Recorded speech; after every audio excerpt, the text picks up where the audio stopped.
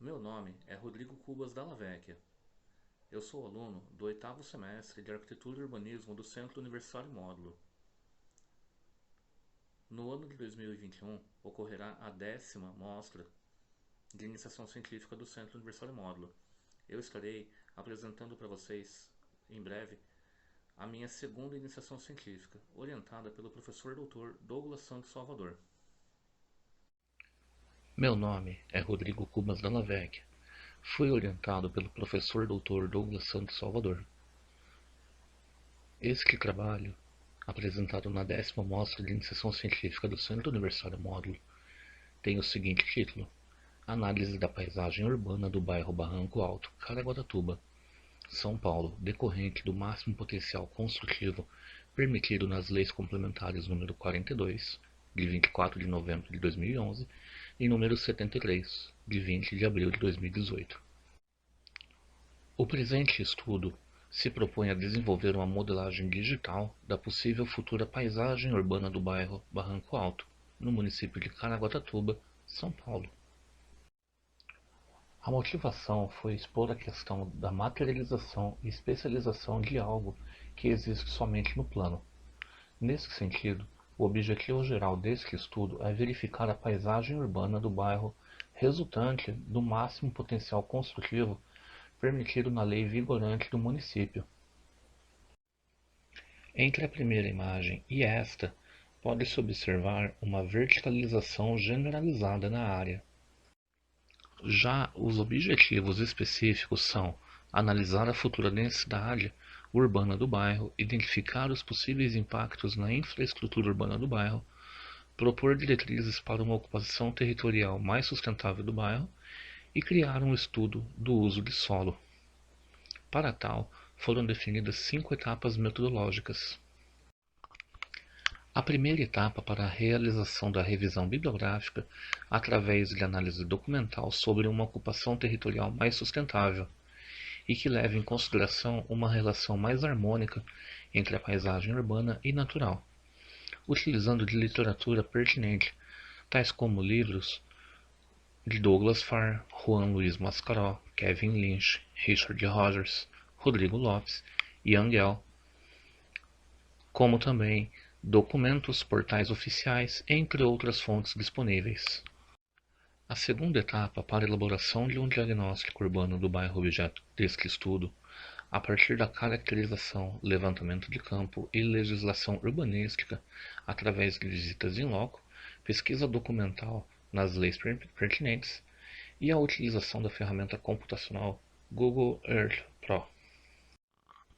Durante a visita em loco, na rua Carre Requesens, existe um resquício da antiga fazenda dos ingleses, em estado de ruínas. A obra foi feita para ser usada como restaurante da antiga marina e é popularmente conhecida como Castelinho.